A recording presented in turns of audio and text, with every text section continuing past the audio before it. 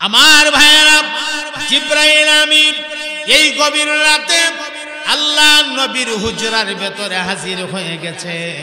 হাজির হয়ে তাকায় দেখে নবী পাক আরামে ঘুমাইতে আছে। কেমনে গো, আমার নবীরে ঘুম থেকে জাগাইব, কেমনে জাগাইব? জিবরাইল সাহস পায় না। জিবরাইল আস্তে করে তার জিহ্বাটা বাহির কইরা এই জিহ্বাটা আমার নবীর পায়ের তালার মধ্যে লাগাইয়া দিছে। আল্লাহু আকবার বলে। যেই মাত্র জিবরাইলের জিহ্বাটা নবী পাকের পায়ের তালা মুবারকে লাগাইয়া দিছে, আমার নবী পাকের ঘুম ভাঙ্গে গেছে। আল্লাহু আকবার। নবীর ঘুমটা ভাঙ্গা যাওয়ার সাথে সাথে আমার ভাই নবীর ঘুম যেই মাত্র ভাঙ্গা গেছে, এমনি তাকে দেখে জিবরাইল আমিন ঘরের ভেতরে আবার নবীর সালাম দিতেছে। আসসালামু আলাইকা ইয়া রাসূলুল্লাহ, আসসালামু আলাইকা ইয়া হাবিবাল্লাহ। আবার নবী পাক ডাক দিয়া কয়, কি হলো রে এ জিবরাইল, এই গভীর রাতে আমার হুজরার ভেতরে কেন আসলা? কি হয়েছে তোমার? এত রাতে কেন আমার হুজরার ভেতরে আসলা? কারণটা কি? আমার মুহতারাম ভাই গো, এমন সময় জিবরাইল আমিন ডাক দিয়া কই, ইয়া রাসূলুল্লাহ, মক্কার অবস্থা বেশি ভালো না। মক্কার মানুষেরা ওরা সিদ্ধান্ত নিয়েছে আপনাকে দুনিয়ার থেকে বিদায় করে দিবে। আবু জাহাল, আবু লাহাব, উতবা, সাইবা, ওয়ালিদ ইবনে মুগীরাদের নেতৃত্বে আপনার হুজরা গ্রাউ করে রাখছে। আপনি বের হওয়া মাত্র আপনাকে তারা শহীদ করে ফেলবে। ওগো নবীজি, আপনি এখন ঘর থেকে বের হবেন না। আমার নবী তখন ডাক দিয়া কয়, তাহলে আল্লাহ রাব্বুল আলামিন আমার জন্য কোন বার্তা পাঠাইছে? আমি কি ঘর থেকে বের হব নাকি বের হব না? এই কথাটা এখানেই রাখি, কারণ একটা পয়েন্টের উপরে যদি কথা বলতে থাকি, আমরা পয়েন্ট টোটাল কয়টা, শিরোনাম কয়টা? পাঁচটা শিরোনামের উপরে কথা শুনতে হবে না? তাহলে 2 নাম্বার শিরোনামে যাই, যাইতাম না ইনশাআল্লাহ। 2 নাম্বার সম্পর্ক মজবুত করা লাগবে, তাআল্লুক মা'আর রাসূল। কার সাথে? আমরা রাসূলের নাম কি? মুহাম্মাদুর রাসূলুল্লাহ। বলেন বলেন, মুহাম্মাদুর রাসূলুল্লাহ সাল্লাল্লাহু আলাইহি ওয়াসাল্লাম। মাশাআল্লাহ। নবীর সাথে সম্পর্ক মজবুত করতে হবে। নবীর সাথে সম্পর্ক মজবুত করার অর্থ কি? খুব খেয়াল করেন, মনোযোগ দিয়েন। নবীর সাথে সম্পর্ক মজবুত করার অর্থ হইল নামাজ পড়ন নাই, রোজা রাখুন নাই, সুদ খাওন, ঘুষ খাওন, মিথ্যা কথা বলুন, মাথার চুল লম্বা করে লাউন, চুলো জট বানাই লাউন, গোসল না দেওন, লাল সালু ফিন্দা লাউন, গাঞ্জার কুলকি লইয়া গুরন, ইতা নবীর সাথে সম্পর্ক। কিন্তু আজকাল তো দেখা যায় হেরাই দাবি করে বেশি আমরা নবীর আসে। কথা কয় না কেরে? গাঞ্জার কলখি চুমা আর আমি নবীর 1 নম্বর আসে। আর বয়া বয়া কয়াল নবী ইহি মায়ার নবী গো, আহা আপনি নবী আমার জীবনের জীব।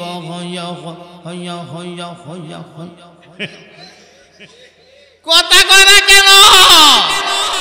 আচ্ছা, তুমি যে দয়াল নবী, মায়ার নবী, জীবন গো কইতাছ, তোমার নামাজ কই? তোমার সুন্নাত শরীয়ত কই? মনে রাখতে হবে, সুন্নাত শরীয়তের পায়বন্দি না কইরা কখনো নবীর ভালোবাসা পাওয়া যাবে না। কথা বলেন ঠিক কিনা? আমার সম্মানিত ভাইরা, নবীর সাথে সম্পর্ক গভীর করতে হবে। এখন আসেন দৃষ্টান্ত দেই, সাহাবায়ে কেরাম আজমাইন নবীরে কত ভালোবাসতেন। একটা দৃষ্টান্ত দেই। আমার নবী সিদ্দিক আকবর হযরত আবু বকর রাদিয়াল্লাহু তাআলা আনহুকে একদিন ডাইকা কাছে আনছে। কানটা লাগান, খুব গুরুত্বপূর্ণ তথ্য দিতেছি। আমার নবী ডাইকা কাছে আনছে। কি ভালোবাসতো তারা নবী। কাছে না আবু বকর, একটা কথা বলি। ইয়া রাসূলুল্লাহ, জি বলুন। কই আবু বকর, মক্কার পরিবেশটা দিন দিন জানি কেমন হয়ে যাইতেছে, একটু উল্টা পাল্টা মনে হইতেছে। হয়তোবা খুব শীঘ্রই আল্লাহর তরফ থেকে কোনো নির্দেশ আসবে মক্কা ছেড়ে দিয়ে ইয়াসরিবে হিজরত করার জন্য। ইয়াসরিব চিনেন তো? মদিনা মুনাওয়ারার পূর্ব নাম ইয়াসরিব। ইয়াসরিবে হিজরত করা লাগবে। আর সেদিন কিন্তু তুমি আবু বকর আমার সফরের সাথী হবে। আমরা ঠিকভাবে সুবহানাল্লাহটা বলতে পারি নাই। চিন্তা করেন অবস্থাটা। আচ্ছা, এই কথাটা বলার আগে আরেকটা কথা আপনাদেরকে শোনাই। আমরা নবীরে আল্লাহ এমন শানদান করছিল, নবী যেখানে যাইতো, যে জায়গাটাতে যাইতো, এই জায়গাতেই জায়গার দাম বাইরে যাইত না। আরো আসতে কই বিটানতে হই না লাইব শরম। আরে জোরে কন্না সুবহানাল্লাহ। নবী যেখানে যাইতো সেখানে জায়গার দাম। মক্কা, আমি কাবা শরীফের কথা বলতেছি না, খানায়ে কাবা আল্লাহর ঘর, যেই ঘরের সাথে কোনো তুলনা নাই। পৃথিবীর সর্বপ্রথম ঘর এটা, যেখানে গিয়ে 1 রাকাত নামাজ পড়লে 1 লক্ষ রাকাত নামাজের সওয়াব পাওয়া যায়। তা আমি কাবা শরীফের কথা বলতেছি না, আমি মক্কা শরীফ অর্থাৎ মক্কা শহরটার কথা বলতেছি।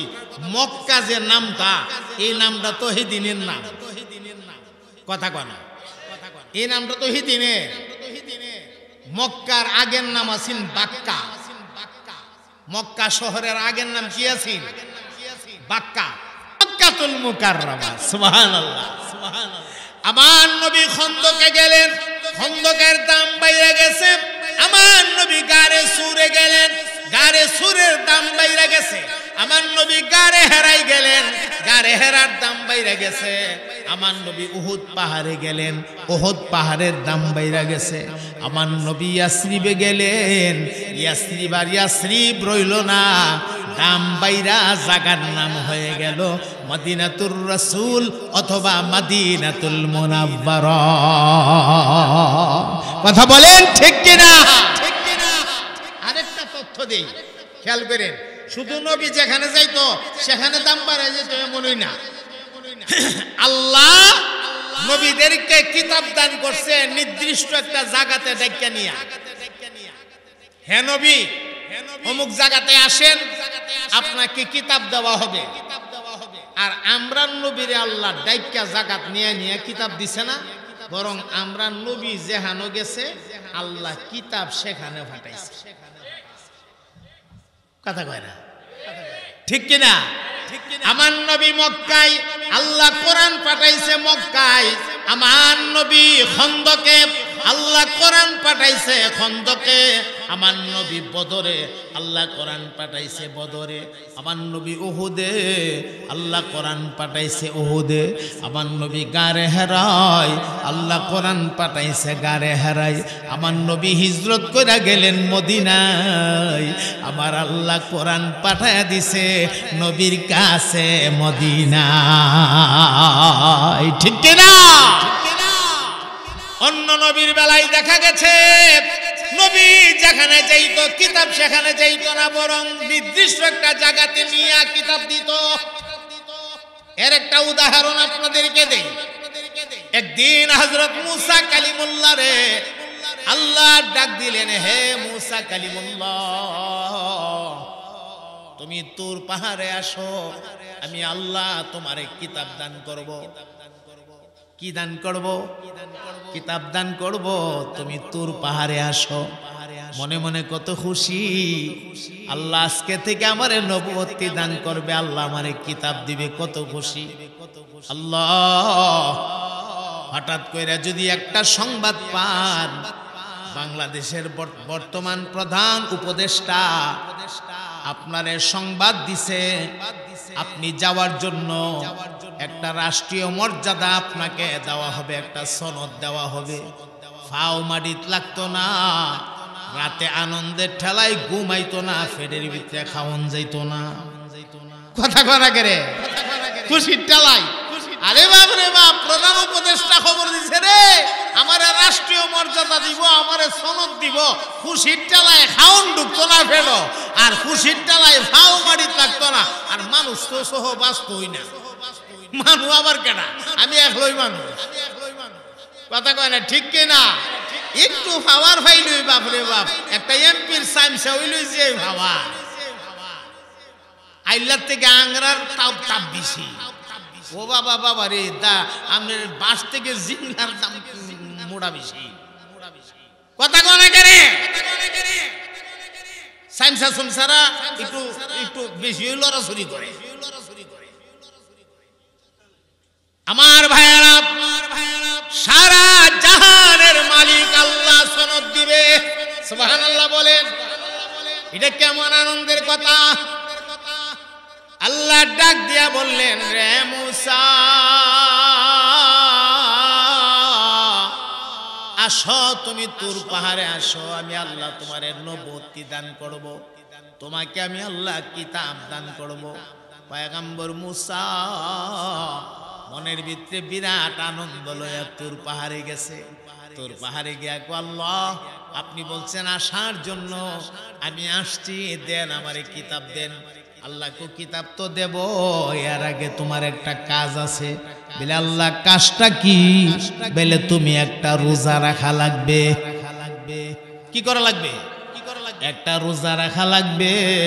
পয়গম্বর মনে মনে কয়, একটা রোজা রাখা তো আর বেশি কঠিন কথা না। আল্লাহ ডাক দিয়া কয়, মনে রাখবা রোজা যে একটা রাখবা, সাহারি খাইবা আজকে সাহারি খাইবা, আর ইফতার করবা একটানা 30 দিন পরে। রোজা একটাই, কিন্তু দিন কটা? কথা কয় না? আমরাও তো রোজা রাখি রমজানে। কয়টা রোজা রাখি? 30টা রোজা রাখি।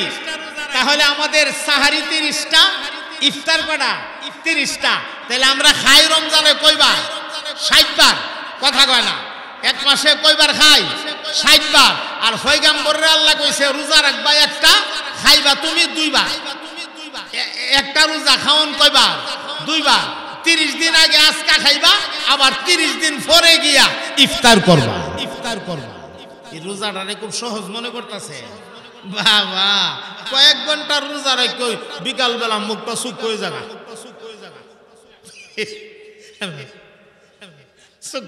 মুখটা বুঝছেন না?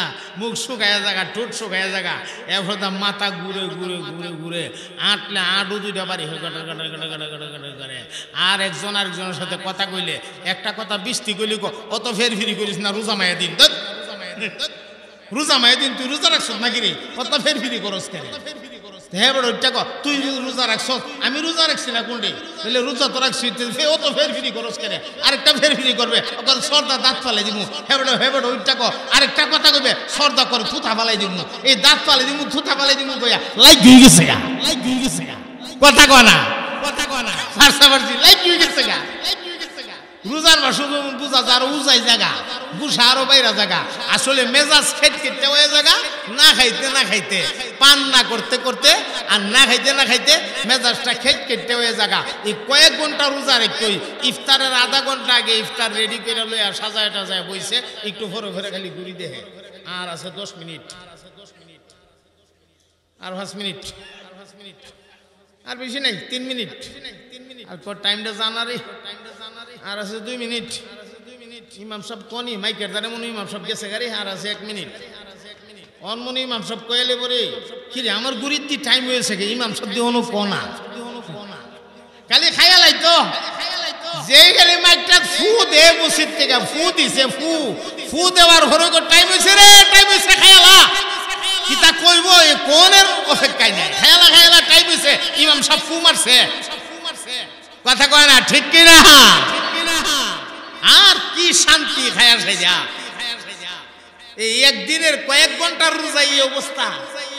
আর পয়গম্বর মুসা কালিমুল্লাহরে আল্লাহ শর্ত দিয়েছে রোজা রাখবা একটা, আজকে ইফতার করবা, সাহারি খাইবা, আজকে সাহারি খাইবা আর ইফতার করবা 30 দিন পরে। এই রোজাটা কোন তালের রোজা?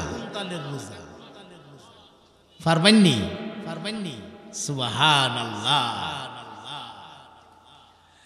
আমার মুহতারাম ভাইরা, পয়গম্বর রোজা রাখছে, আল্লাহর বিধান,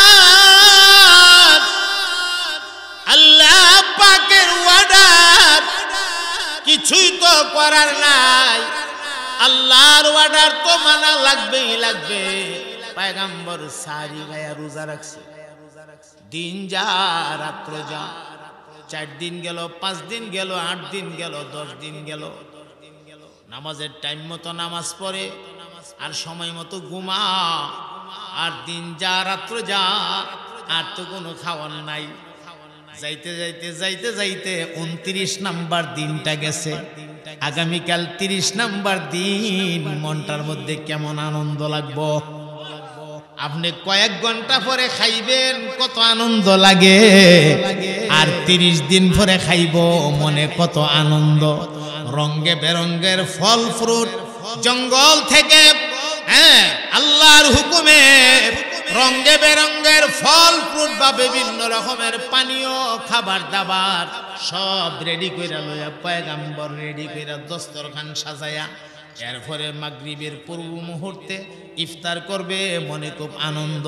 একটা গাছের ডাল টান দিয়া ভাঙ্গা এই ডালটা দিয়া মেসওয়াক করতেছে, মেসওয়াক। আর কয়েক মিনিট পরে ইফতারের টাইম হবে, দাঁতটা মরায়া মেসওয়াক করতেছে, কয়েক মিনিট পরে খাইব। আল্লাহ ডাক দিয়া কো মুসা, মুসা ডাক দিয়া কো জি আল্লাহ, দাঁত মাজো কেন? বলে আল্লাহ খাইতাম। কিটা করতাম? খাইতাম। আল্লাহ কো খাইতা যে খাওন যে রেডি করছো, আমারে জিগাইছনি? আল্লাহ তো জিগাইছি না। আমারে কেন জিজ্ঞাসা করলা না? আজকে ইফতার করতে পারবা না? আমি আল্লাহ তোমার রোজার মেয়াদ আরো 10 দিন বাড়াইয়া দিলাম। কি পরীক্ষাটা না দেখে, কি পরীক্ষাটাই না দিল পয়গম্বর। ইফতারটা রেডি, আল্লাহ মেয়াদ বাড়াই দিছে আরো কয়দিন? আর 10 দিন হইলে কদিন? আমার মুহতারাম ভাইরা, 40টা দিন লাগায়া রোজা, আরো 10 দিন রোজা রাখলেন পয়গম্বর। রোজা রাইখা এখন পয়গম্বর ইফতারের সময়, 40 দিনের মাথায় ইফতারের সময় আজকে পানিও রেডি করে না, ইফতারও রেডি করে না, কোনো কিছুই রেডি করে না। একবার রেডি করে যে তাই পাইছে, আর রেডি করে না। আল্লাহ ডাক দিয়া কো মুসা, ইফতার করতা না? পয়গম্বর ডাক দিয়া কো জানি না। পয়গম্বর কি কা? এ সুবহানাল্লাহ কোন না, ইফতার করতা না? বলে আল্লাহ জানি না। কেমনে জানবো? জানলে তো বিপদ হয়ে যাগা। জানার দরকার নাই। জানো না তুমি রোজা রাখছো, তুমি জানো না, জানে কেডা? বলে আল্লাহ জানে না।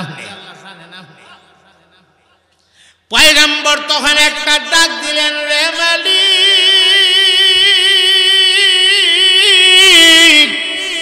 আমি বুঝছি গো আমার ঈমানের পরীক্ষা শুরু হয়ে গেছে। আল্লাহু আকবার বলেন, আল্লাহু আকবার। পয়গম্বর ডাক দিয়া কান্দে আর কো আল্লাহ, 30 দিনের মাথায় আপনি আমারে খাওয়ান দিলেন না। আমি শুকায়া গেছি, দুর্বল হয়ে গেছি, কমজোর হয়ে গেছি। আজকে 40 দিন হয়ে গেল, 40 দিন হয়ে গেল। আজকে আমারে জিগান, আমি খামুনি না, খাইতাম না। আল্লাহ গো কিছুই জানি না। আপনাকে একটা কথা আমি জানায়া দিতে পারি, 30 দিন আর 40 দিন বুঝি না। আমি 30 দিন আর 40 দিন বুঝি না গো আল্লাহ, আমারে যদি আপনি মরণ পর্যন্ত রোজা রাখান, আর রোজা রাখা অবস্থায় যদি আমার মরণ হয়, আমি আপনাকে খুশি করার জন্য মরতে রাজি।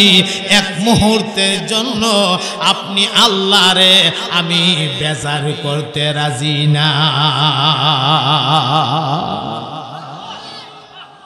এক মুহূর্তের জন্য আপনাকে আমি বেজার করতে পারবো। আল্লাহ তখন ডাক মারছেন, রে মুসা, এ পয়গম্বর, পরীক্ষার মধ্যে তুমি সফল হয়ে গেছো 100 নম্বরে। সুবহানাল্লাহ বলেন। তুমি সফল হয়ে গেছো। আজকে তুমি ইফতার করবা, তবে তুমি ইফতার রেডি করা লাগবে না রে। আমি মহান আল্লাহ আমার জান্নাতের বাজার থেকে তোমার জন্য ইফতার পাঠায়া দিতেছি। এমনি তাকায়া দেখে রঙে বেরঙের ফল ফ্রুট, বিভিন্ন শরবত, খুব সুন্দর করে ডিশের মধ্যে সাজায়া পয়গম্বরের সামনে ইফতার রেডি করে দিছে। ইফতারের সময় হয়ে গেলে পয়গম্বর ইফতার করেছে। আমার মুহতারাম ভাইয়েরা, ইফতারটা কইরা সাইরা এরপরে পয়গম্বর সালাতুল মাগরিব আদায় করেছে। সালাতুল মাগরিব আদায় কইরা এখন কিতাবের অপেক্ষায় বইরিছে, আল্লাহ কিতাব দিব। হঠাৎ করে আল্লাহ পাক কিতাব নাজিল করবে। এখন কিতাব দিবার সময় হইছে, কিতাব দিব। আসমানের দিকে তাকায় রইছে, আটকা দেখে এত বিপুল পরিমাণ ফেরেশতা আছে। ফেরেশতার কারণে আসমানের ছাদ দেখা যায় না। হযরত জিবরাইল আলাইহিস সালামের নেতৃত্বে আল্লাহ তাওরাত কিতাব পাঠিয়ে দিয়েছে, 1000 ভলিউম কিতাব। না এত আসতে মামা, এত আসতে। আচ্ছা যাক, এখন কিতাব আইছে। কিতাব আসার পরে এখন পয়গম্বর, আল্লাহ পয়গম্বর রে কো, পয়গম্বর এই কিতাবরে যত্ন করবা, হেফাজত করবা, আর কিতাবরে মুখস্থ করবা। খেয়াল করেন, কিতাবরে যত্ন করবা, হেফাজত করবা, আর মুখস্থ করবা, আর এই কিতাবের দাওয়াত দিবা। 3 কথা। কই কথা? হেফাজত করবা, মুখস্থ করবা, দাওয়াত দিবা। 3 কথা। এটা তোমার দায়িত্ব। আল্লাহ কিতাব যে হেফাজত করতাম, গিলাপ বানাইতাম, কাপড় দিয়ে গিলাপ বানাইতাম না চামড়া দিয়ে গিলাপ বানাইতাম? আল্লাহ রেজিগা নিজে নিজে বিপদটা ডেকে আনতাছে। যে কোনো একটা বানাইলে সারে গেল না। আল্লাহ রেজিগা, আল্লাহ গিলাপ যে বানাইতাম, এটা কাপড় দা বানাইতাম না চামড়া দা বানাইতাম? আল্লাহ ডাক দিয়া কো, কাপড় দিয়াও না, চামড়া দিয়াও না, গিলাপ বানাইবা স্বর্ণ দিয়া। লাক্সিনি ফেস, স্বর্ণ দিয়ে গিলাপ বানাইতো। আচ্ছা, এত কিতাব, 1000 ভলিউম কিতাবের গিলাপ যদি বানান লাগে স্বর্ণ দিয়া, এটা রাখবার লাগি বক্স, স্বর্ণ দিয়া যদি বানান লাগে, তাহলে কি পরিমাণ স্বর্ণ লাগবো? 1-2 কেজি দিয়ে হইব? আল্লাহ, আমি গরিব মানুষ, এত স্বর্ণ কই ভামু? আল্লাহ করা হ, স্বর্ণ বানানির মেশিন আমি তোমারে দিতেছি। আর জোরে কন্যা সুবহানাল্লাহ।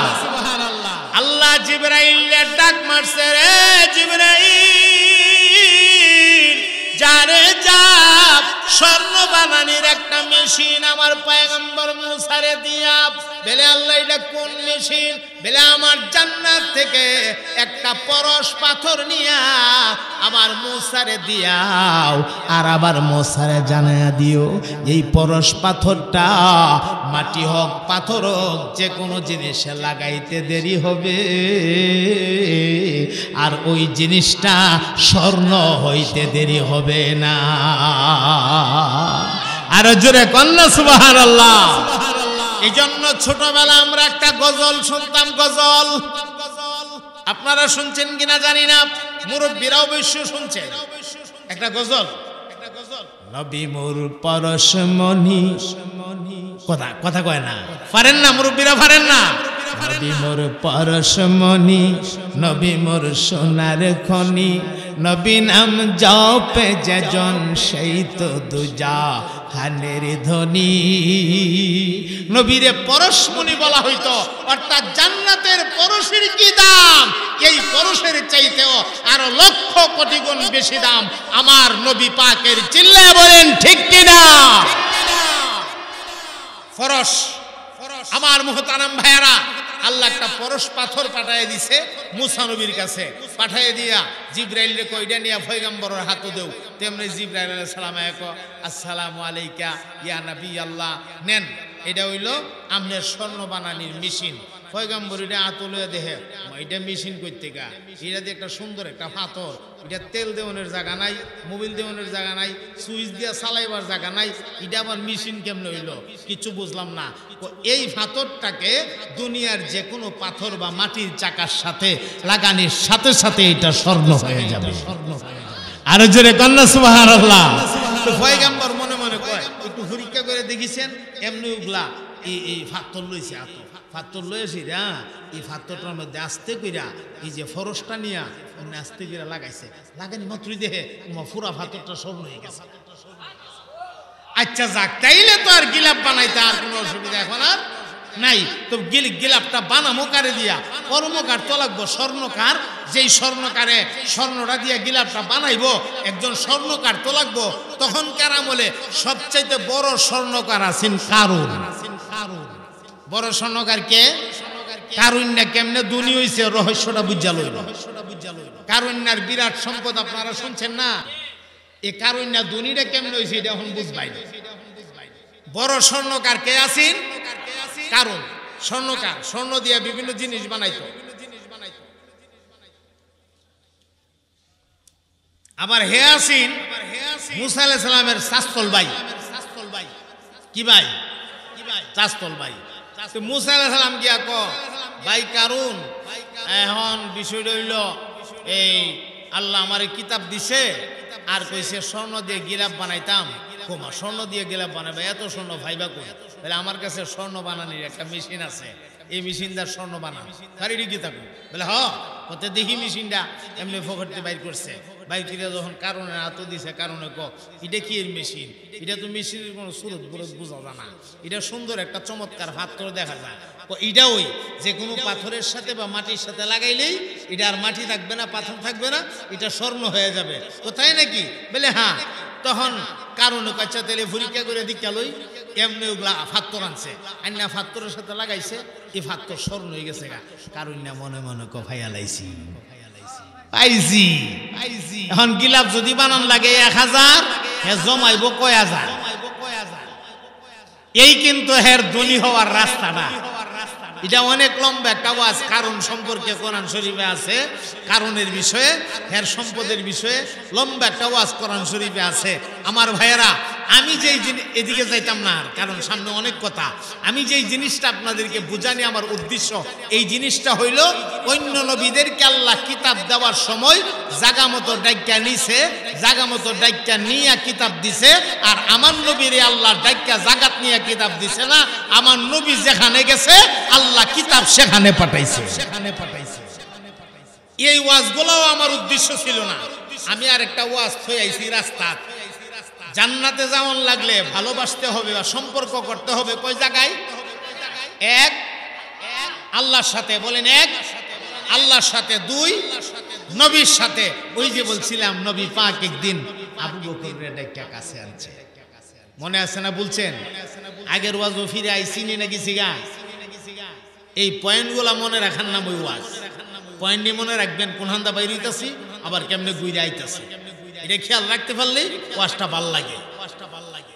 আমার ভাইয়েরা ডাক দিয়া কয়, আবু বকর, মক্কার পরিবেশ ভালো না, নমুনা বেশি ভালো দেখতেছি না, হালচাল উল্টা পাল্টা দেখা যায়, বেশি ভালো বাতাস উঠতেছে না, উল্টা পাল্টা বাতাস। হয়তো আল্লাহর তরফ থেকে আদেশ আসবে, আমি মক্কা সাইরে দে হিজরত কইরা ইয়াসরিবে যাওয়া লাগতে পারে। তবে যেদিন যাব সেদিন তুমি কিন্তু আমার সফরের সঙ্গী হইবা। আল্লাহু আকবার বলেন। কষ্ট হইতেছে আপনাদের? হ্যাঁ, না খালি মনে মনে কইতাছেন হুজুর রায় না কেন, খুদা জালালি হুজুর একলাই ওয়াজ করবো না কিতা। আমার একটা টাইম বাইন্দা দিছে, এই টাইম পর্যন্ত আমি করব, টাইমটা শেষ হওয়ার পরে কিন্তু আর করতাম না। কথাটা বুঝাইতে পারছি? টাইমটা শেষ হইব আর করতাম না। আমার টাইমটা পর্যন্ত আমার সঙ্গে আপনারা আছেন কিনা? আরো জোরে বলেন সবাই আছেন? কে কে থাকবেন না হাত তোলেন। দেখেন কাণ্ডটা দেখেন, ধাক্কা দিয়ে উঠে লিছে, এই জন্য জুসে উঠছে। হ্যাঁ জুসে উঠছে, ভুলে উঠতে গেছে। আচ্ছা মনোযোগ দেন, খুব মনোযোগ দেন, অত্যন্ত গুরুত্বপূর্ণ আরেকটা ওয়াজের দিকে নিয়ে যাইতেছি। আল্লাহ ভাই ডাইনে দা কথা কইেন না, এদিকে যারা কথা বলতেছেন কথা বললেন না। তো যেদিন সফরটা করব তুমি আমার সফরের সাথী হইবা। জি ঠিক আছে ইয়া রাসূলুল্লাহ। একদিন গভীর রাত আমার নবী পাক হুজরার ভেতরে ঘুমাইতেছে, আরামে ঘুমাইতেছে, তাহাজ্জুদের সময় ঘুম থেকে জাগবে। আর আবু জাহাল করছে কি, সমস্ত গোত্র থেকে একজন করে মানুষ আনছে। কোন গোত্রের লোকে যেন এই কথাটা না কইতে পারে যে মুহাম্মদের হত্যার সাথে আমরা জড়িত না। নাউজুবিল্লাহ বলবেন না?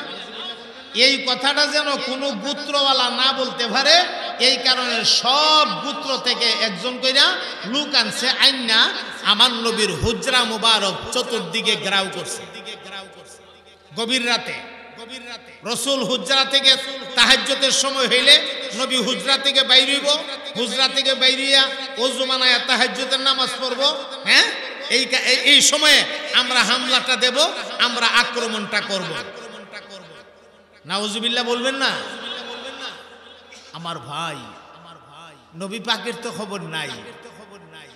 আল্লাহ রাব্বুল আলামিন জিবরাইলকে ডাক মারলেন, রে জিবরাইল জলদি জলদি যাও, পুরা সংবাদটা আমার হাবিবের কানের মধ্যে গিয়া তুমি পৌঁছায়া দাও। আল্লাহ সাহাবীরা আমার নবীরে কত ভালোবাসতেন, আমার নবীর সাথে তাদের সম্পর্ক কত গভীর ছিল, একটু খেয়াল করেন আমার ভাইয়েরা। জিবরাইল আমিন এই গভীর রাতে আল্লাহ নবীর হুজরার ভেতরে হাজির হয়ে গেছে। হাজির হয়ে তাকায় দেখে নবী পাক আরামে ঘুমাইতে আছে। কেমনে গো, আমার নবীরে ঘুম থেকে জাগাইব, কেমনে জাগাইব? জিবরাইল সাহস পায় না। জিবরাইল আস্তে করে তার জিহ্বাটা বাহির কইরা এই জিহ্বাটা আমার নবীর পায়ের তালার মধ্যে লাগাইয়া দিছে। আল্লাহু আকবার বলে। যেই মাত্র জিবরাইলের জিহ্বাটা নবী পাকের পায়ের তালা মুবারকে লাগাইয়া দিছে, আমার নবী পাকের ঘুম ভাঙ্গে গেছে। আল্লাহু আকবার। নবীর ঘুমটা ভাঙ্গা যাওয়ার সাথে সাথে আমার ভাই নবীর ঘুম যেই মাত্র ভাঙ্গা গেছে, এমনি তাকে দেখে জিবরাইল আমিন ঘরের ভেতরে আমার নবীর সালাম দিতেছে, আসসালামু আলাইকা ইয়া রাসূলুল্লাহ, আসসালামু আলাইকা ইয়া হাবিবাল্লাহ। আমার নবী পাক ডাক দিয়া কয়, কি হলো রে এ জিবরাইল, এই গভীর রাতে আমার হুজরার ভেতরে কেন আসলা? কি হয়েছে তোমার? এত রাতে কেন আমার হুজরার ভেতরে আসলা? কারণটা কি? আমার মুহতারাম ভাই গো, এমন সময় জিবরাইল আমিন ডাক দিয়া কই, ইয়া রাসূলুল্লাহ, মক্কার অবস্থা বেশি ভালো না। মক্কার মানুষেরা ওরা সিদ্ধান্ত নিয়েছে আপনাকে দুনিয়ার থেকে বিদায় করে দিবে। আবু জাহাল, আবু লাহাব, উতবা, সাইবা, ওয়ালিদ ইবনে মুগীরাদের নেতৃত্বে আপনার হুজরা গ্রাউ করে রাখছে। আপনি বের হওয়া মাত্র আপনাকে আপনাকে তারা শহীদ করে ফেলবে। ওগো নবীজি, আপনি এখন ঘর থেকে বের হবেন না। আমার নবী তখন ডাক দিয়া কয়, তাহলে আল্লাহ রাব্বুল আলামিন আমার জন্য কোন বার্তা পাঠাইছে? আমি কি ঘর থেকে বের হব নাকি বের হব না? এমনি জিবরাইল আমিন ডাক দিয়া কো, নবী গো, অবশ্যই আপনি ঘর থেকে বের হবেন, তবে আপনি সূরা ইয়াসিনের প্রথম থেকে পড়া শুরু করবেন, তেলাওয়াত শুরু করবেন। আপনি তেলাওয়াত করতে করতে করতে করতে করতে করতে ফাগশাইনাহুম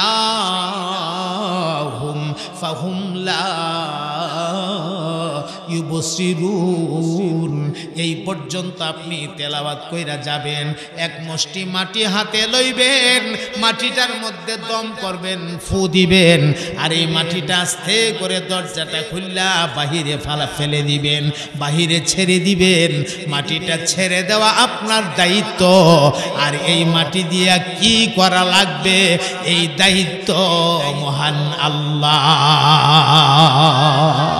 এই দায়িত্ব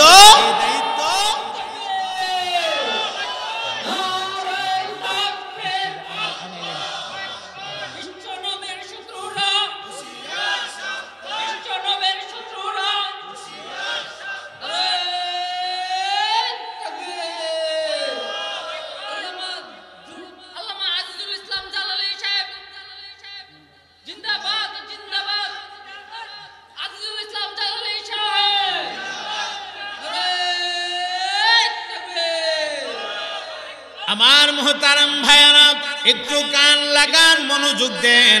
আস্তে আস্তে কথাগুলো আমি ফিনিশিংয়ের দিকে নিয়ে আসতেছি। আল্লাহ, আমার নবী পাক এখন হুজরা থেকে বের হবেন, আল্লাহর নিয়ম জানায়া দিলেন। রাসূল উইঠা এক মুষ্টি মাটি হাতে নিলেন, আল্লাহর কোরআন তেলাওয়াত শুরু করলেন। ইয়াসিন ওয়াল কোরআনিল হাকীম ইন্নাকা লামিনাল মুরসালিন আলা সিরাতিম মুস্তাকিম। আল্লাহর হাবিব তেলাওয়াত করতে করতে ফাগশাইনাহুম ফাহুম লা ইউবসিরুন পর্যন্ত পয়রা মাটিটার মধ্যে ফু দিয়া আস্তে করে দরজাটা খুললা মাটিটা যখন বাহিরে ছাইরা দিছে, আমার আল্লাহ কুদরতি ভাবে ফেরেশতার মাধ্যমে ধইরা ধইরা প্রত্যেকটা মাটির কণা মুশরিকিনদের চোখের ভেতরে পৌঁছায়া দিছে। আল্লাহু আকবার বলে। এখন আর চোখ কসলা ও ভাই, এমনিতে একটা গোছা ফুটলে বা একটা কিছু চোখের মধ্যে পড়লে কেমন লাগে, আর আল্লাহ যেখানে ঢুকাইয়া দিছে এটার অন্ধকারাচ্ছন্ন রজনী পথিমধ্যে দেখা যা আবু বকর রাস্তার মধ্যে অন্ধকার রাত, একবার দৌড় মাইরা ডান দিকে যা, আবার দৌড় মাইরা বাম দিকে যা, আবার দৌড় মাইরা সামনে যা, আরেকবার দৌড় মাইরা পেছনে যা। আবু বকরের মনের ভেতরে যেন শান্তি নাই। নবী আমার ডাক দিয়া বললেন, রে আবু বকর, এত অস্থির হচ্ছ কেন? একবার ডাইনে, একবার বামে, একবার সামনে, একবার পেছনে এমন ছোটাছুটি করছে কেন? কারণটা কি? হে আবু বকর, এমন করছো কেন? আবু বকর তখন ডাক দিয়া কো, নবী গো, আমি যখন ডান দিকে থাকি আমার মনটা তখন সাক্ষী দে বাম দিক থেকে অন্ধকারের ভেতরে মুশরিকিনদের কোনো তীর আয়ানে আমার নবীর উপরে বিন্ধে যা। যেই মাত্র আমার মনে এমন সাক্ষী দে, আমি পাগল হইয়া নবী গো আমি বাম দিকে যাই, আবার বাম দিকে যখন থাকি আমার মন কয় সামনের দিক থেকে কোনো তীর আনি নবীর বুকে বিন্দা যা। এই কারণে আমি পাগলের মতো সামনে এসে দাঁড়াই। আমি যখন সামনে দাঁড়াই আমার মন বলতে থাকে আবার নি কোনো তীর আইসা পেছন দিক থেকে নবীর গায়ে বিন্দে যা, নবীর পিঠে বিন্দে যা। এই কারণে আমি পাগলের মতো দৌড় মাইরা পেছন দিকে যাই। ওগো আল্লাহর নবী, নবী আমার চিন্তাধারা হইল চতুর্দিক থেকে যে কোনো দিক থেকে মুশরিকরা যদি কোনো তীর ছাড়ে এই তীরটা যেন আপনার শরীরে না লাগে, তীরটা আমার শরীরে লাগুক অসুবিধা নাই, আপনার শরীরে যেন না লাগে। কারণ আল্লাহ যদি হাসরের মাঠে আমারে জিজ্ঞাসা করে আমি কি জবাব দেব? এই কারণে নবী গো আপনার শরীরে তীর লাগবে, একটা সুয়ের আঘাত, তীরের আঘাত তো দূরের কথা, আপনার শরীরে একটা সুয়ের আঘাত আমি আবু বকর বরদাস্ত করে নিতে পারবো না। সুবহানাল্লাহ। এই হলো আশিক রাসূল, এই হলো আশিক রাসূল। আর তুমি আশিক, তোমার নামাজ নাই, তোমার রোজা নাই, তোমার সুন্নাত শরীয়তের খবর নাই, তুমি গাজার কোল ঘিলই আলাফাও, লাল শালু ফিন্দব একটা গায়ে দেও আর একটা পরনে লাগাও, হাতের মধ্যে দস্তল লয়ে ঘুরব, আর তুমি নবীর আশিক দাবি করো। মনে রাখবা খাটাস, তোমার মতো খাটাসের কাছে আমার নবী কোনোদিন আসবে না। আওয়াজ দিয়া মুসলমান বলেন কথা ঠিক কিনা? লাইনে হাঁটো নবী পাইবা, বেলাইনে হাঁটবা নবী পাইবা না। কথার ফিনিশিং দিয়া দেই, জান্নাত পেতে হলে কই জায়গাতে তাআল্লুক করা লাগবে? আরো জোরে বলেন কই জায়গা? তাআল্লুক মা আল্লাহ, তাআল্লুক মা রাসূল, তাআল্লুক মা আল কোরআন, তাআল্লুক মা আল মুআল্লিম, তাআল্লুক মা আল ওয়ালিদাইন। এই পাঁচ জায়গায় সম্পর্ক করবা তো জান্নাতের রাস্তায় তোমারে আর কেউ ঠেকায়া রাখতে পারবে না। দুইটা পয়েন্টের উপরে কিছু আলোচনা করেছি, আর বাকি রইল তিনটা। যদি আল্লাহ তৌফিক দান করে অদূর ভবিষ্যতে কোনোদিন দেখা হলে বাকি কথাগুলো পেশ করার চেষ্টা করব ইনশাআল্লাহ।